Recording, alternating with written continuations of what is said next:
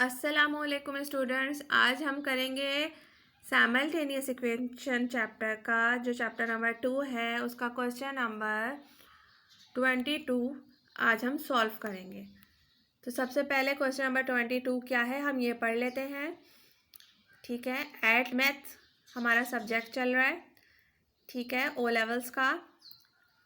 Question number 22 है the line is y is equals to 2 minus 2x curves the curve 3x square minus y square is equals to 3 at the points A and B। एक line है जो दूसरे curve को जो है वो cut कर रही है। एक इक्वेशन उन्होंने हमें दे दी लाइन की, एक इक्वेशन दे दी उन्होंने हमें कर्व की। कर्व की जो इक्वेशन है वो नॉन लीनियर है और जो लाइन की इक्वेशन है वो लीनियर है। ठीक है, अब find the length of the line A B. जो लेंथ आनी चाहिए लाइन ए बी की, ठीक है, वो क्या आएगी। अब हम इसको समझते हैं कि किस तरह से हमने इसको सॉल्व करना है। वैसे तो दो इक्वेशंस हमें सामने नज़र आ रही हैं, अगर हम इनको साइमल्टेनियसली सॉल्व करना चाहें तो इजीली हम बगैर लॉजिक समझे हम इन दोनों को साइमल्टेनियसली सॉल्व कर सकते हैं। ठीक है, लेकिन मैं आपको यहाँ पे इसकी लॉजिक भी एक्सप्लेन कर देती हूँ। ठीक है, आई होप आप लोग समझ जाएंगे।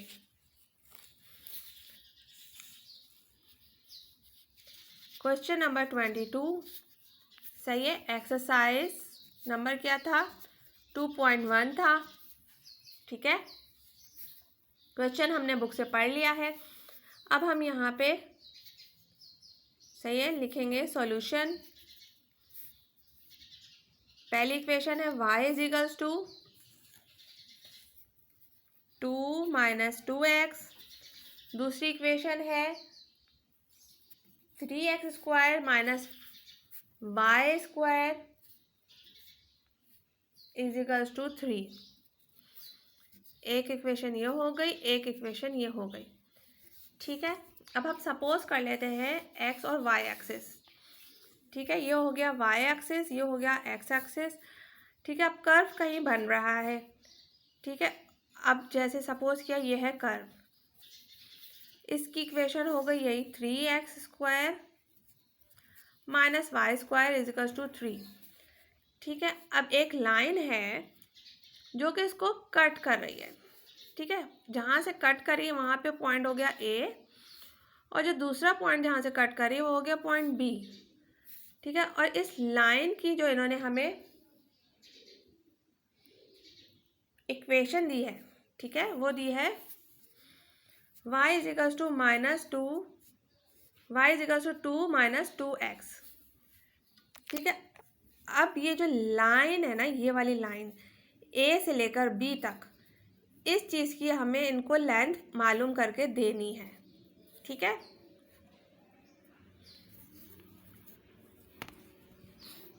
अब हम सॉल्यूशन क्या करेंगे, बस y की वैल्यू तो ऑलरेडी निकली हुई है इन टर्म ऑफ x।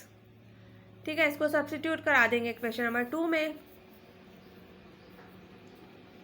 तो क्वेश्चन नंबर 2 क्या है, एक्स स्क्वायर माइनस जहाँ जहाँ y है वहाँ वहाँ y की वैल्यू आ जाएगी 2 माइनस 2x,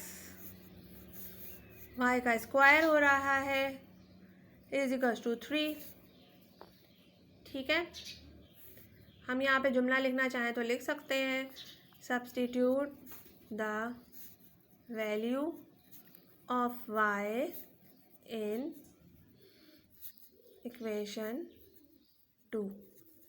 ठीक है, इक्वेशन 2 ये है। अब इसको सॉल्व करें खाली 3x स्क्वायर माइनस, अच्छा यहाँ पे फॉर्मूला वही लग जाएगा जो हमारा सबका फेवरेट, a माइनस बी का whole square is equals to a square minus 2ab plus b square. ठीक है, ये फॉर्मूला है। ठीक है, अब इधर जो है a क्या है 2 का स्क्वायर हो जाएगा। अब यहाँ पे हमें स्क्वायर ब्रैकेट यूज़ करना पड़ेगा क्योंकि अंदर की वैल्यूज़ को हम राउंड ब्रैकेट में रखेंगे। सही है, माइनस फॉर्मूले का 2, फॉर्मूले का a की क्या वैल्यू है 2 है, b की वैल्यू क्या है 2x है। ठीक है, अच्छा, अब हम क्योंकि ये एक ही लाइन में यहाँ लिख चुके हैं तो हम यहाँ पे इसको इस स्टेप को थोड़ा सा नीचे कर लेंगे, वरना यहाँ पे सारा मिक्सअप हो जाएगा।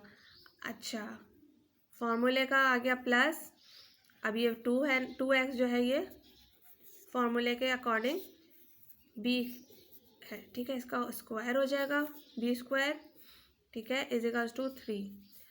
यहाँ पे हमने इसको बंद कर दिया क्योंकि यहाँ पे स्क्वायर ब्रैकेट हमने ओपन किया था, तो यहाँ पे हमें क्लोज भी करना था, ठीक है, क्योंकि ये माइनस था ना बाहर, इसकी वजह से हमें ये स्क्वायर ब्रैकेट यूज़ करना पड़ा, वरना अगर यहाँ पे प्लस होता तो हम ना भी यूज़ करते स्क्वायर ब्रैकेट, इन टर्म्स को ऐसे ही लिखते चले जाते तो कोई इशू नहीं होता। लेकिन ये माइनस है, इसको अभी हमने अंदर के सारे साइंस के साथ मल्टीप्लाई कराना है, ठीक है, इसलिए ये हो गया माइनस, फिर ब्रैकेट, ये हो गया स्क्वायर 4, ठीक है, 2 टू द 4 होता है, माइनस वैसे ही अब इन तीनों को मल्टीप्लाई करेंगे तो 8 बन जाएगा, 2 to the 4, 4 to the 8x, ठीक है, प्लस 2 टू द 4 और ये x का स्क्वायर हो जाएगा इजिकल्स टू 3, ठीक है। अब ये वाला ब्रैकेट इधर, अगर हम ब्रैकेट नहीं लगाते तो गड़बड़ हो जाएगी, नंबर डिटेक्ट हो जाएंगे हमारे, ठीक है।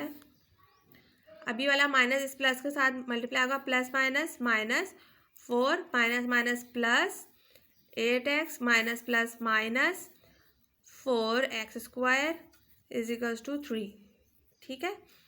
अब ये ब्रैकेट खुल गया है क्योंकि ये सारे माइनस ने इन सबको मल्टीप्लाई कर दिया।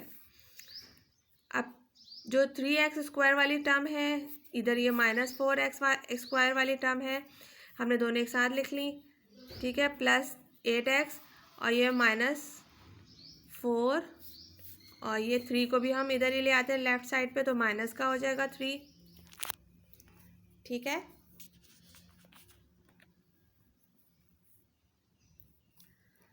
अच्छा जी, अब 3x और 4x आपस में माइनस हो रहे हैं, प्लस माइनस माइनस, ठीक है, 3 का जो प्लस है वो और इसका माइनस, प्लस माइनस माइनस, तो हम माइनस करेंगे और डालेंगे साइन भी किस चीज़ का, माइनस का, क्योंकि बड़े नंबर के साथ माइनस का साइन है, तो -1 x स्क्वायर, 1 लिखें ना लिखें कोई फ़र्क नहीं पड़ता, हमें पता है किसी के साथ भी कोफिशिएंट 1 होता है तो वो नहीं लिखे कोई मसला नहीं है।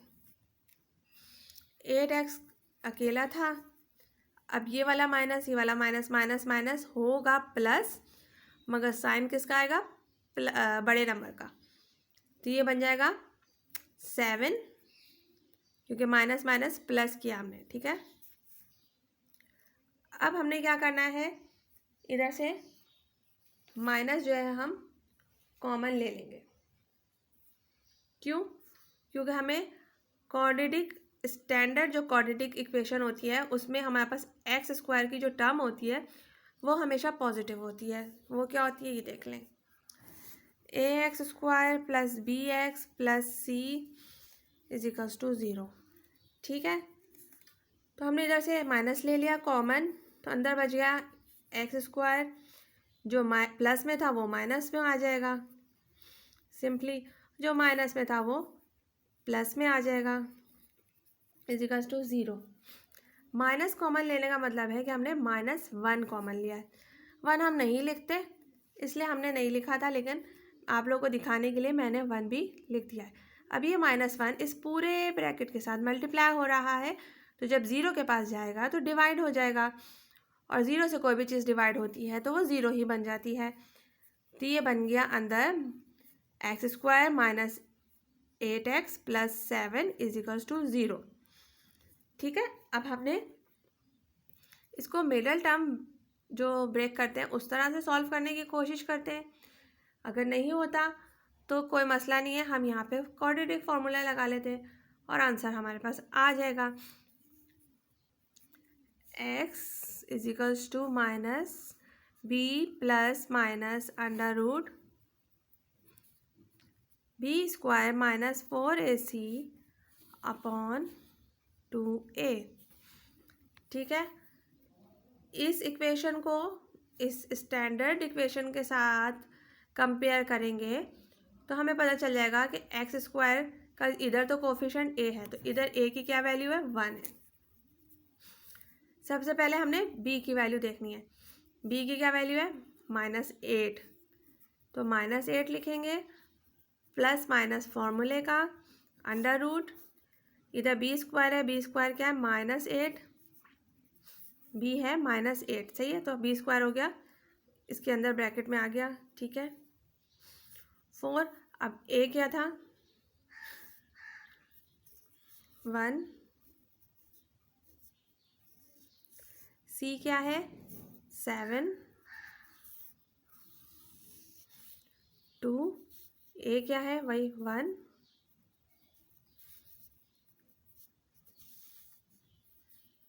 माइनस माइनस प्लस 8 बन जाएगा, प्लस माइनस फॉर्मूले का 8 का स्क्वायर 64, माइनस माइनस प्लस हो गया क्योंकि माइनस का स्क्वायर किया है,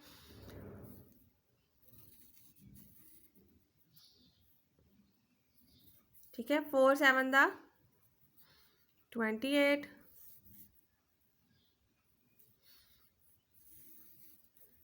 2 1 2,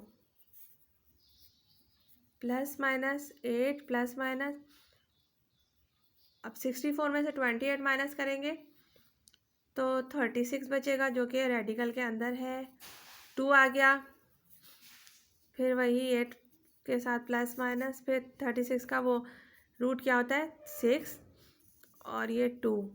अब इसको हम और ज़्यादा सॉल्व करेंगे, तो एक दफ़ा करेंगे हम, ठीक है।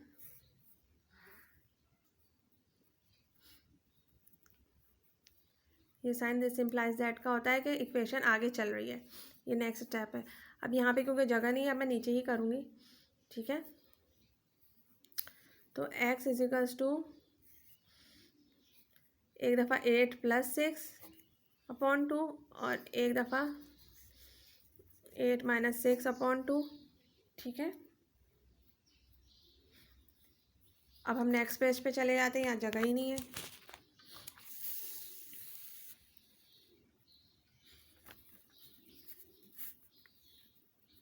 एट में 6 प्लस किया 14 अपॉन 2 और 8 में से 6 माइनस किया 2 अपॉन 2, ठीक है। तो x की एक वैल्यू आ गई 7, 2 1 2 और 2 7 14, और एक वैल्यू आ गई 2 1 2 2 1 2 1, ठीक है। x की दो वैल्यूज आ गई, एक 7 और एक 1। Substitute the value of x in equation 1, ठीक है। इक्वेशन 1 क्या थी, y इजिकल्स टू 2 - 2x थी, ठीक है, ये थी इक्वेशन 1। अब यहाँ पे हमने x की वैल्यू सब्स्टिट्यूट करानी है। एक दफ़ा हम कर देंगे 7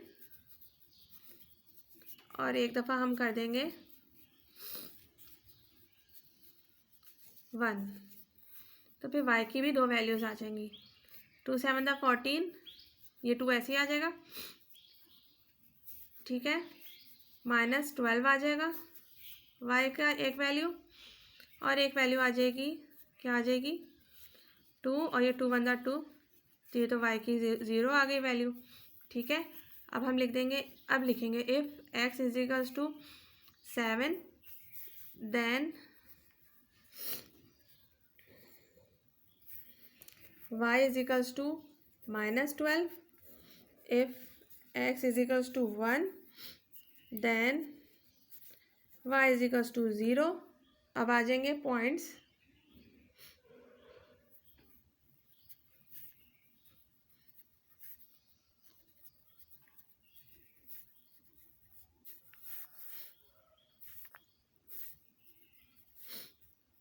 x इजिकल्स टू 7 और -12,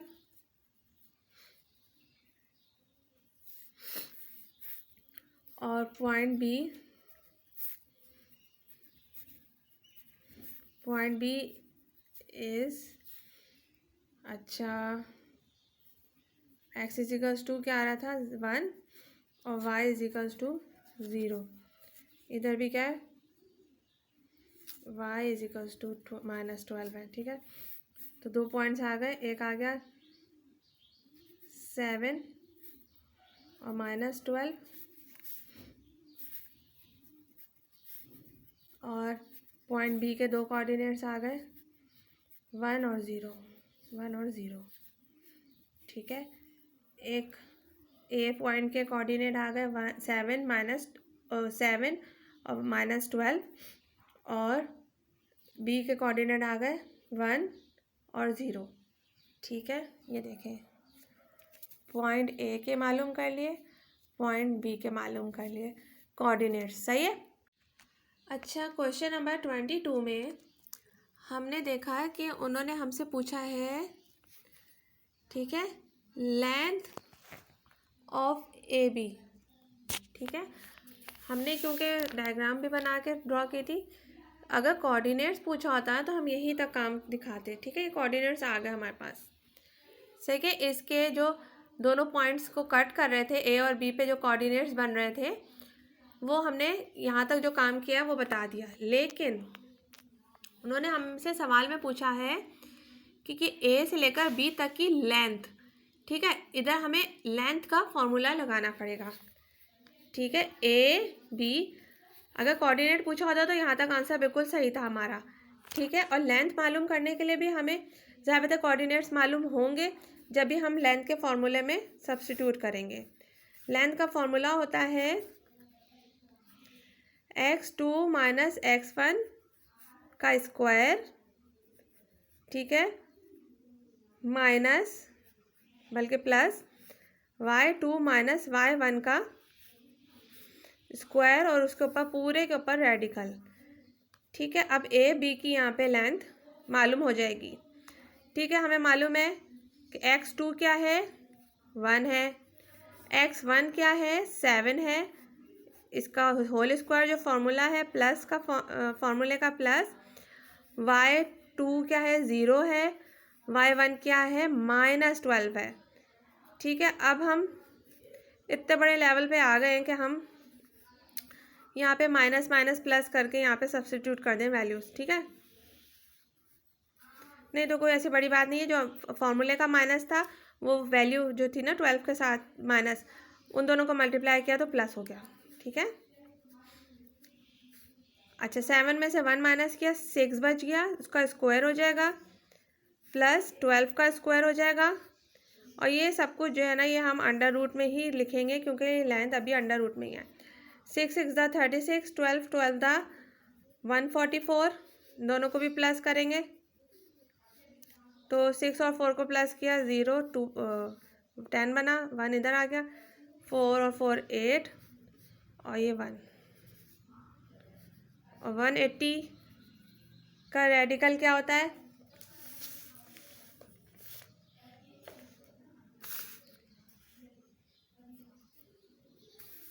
कैलकुलेटर से हमने कैलकुलेट किया 13.4 होता है इसका 180 का रेडिकल।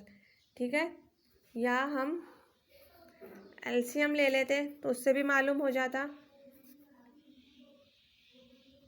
तो आ जाता 6√5।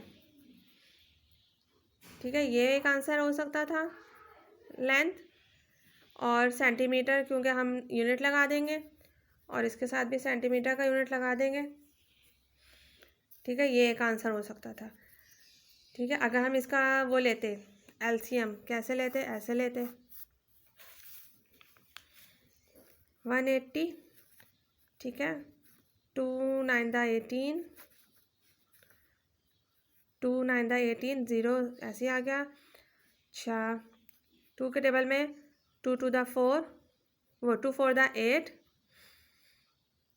2 5 दा 10, 2 2 दा 4, अभी 45 तो 2 के टेबल में नहीं आता, तो ये आता है 5 के टेबल में।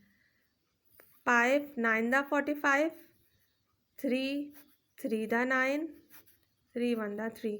एलसीएम तो खैर सबको ही लेना आता होगा।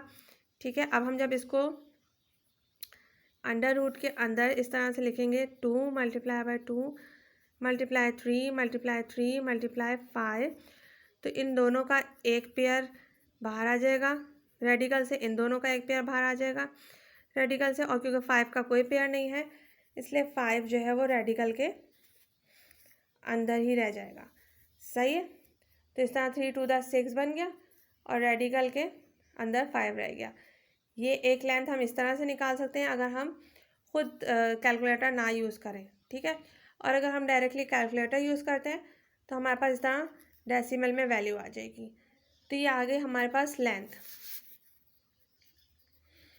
अब हो गया क्वेश्चन नंबर 22, एक्सरसाइज नंबर 2.1 का चैप्टर नंबर 2 साइमल्टेनियस इक्वेशन का सॉल्व हो गया क्वेश्चन नंबर 22।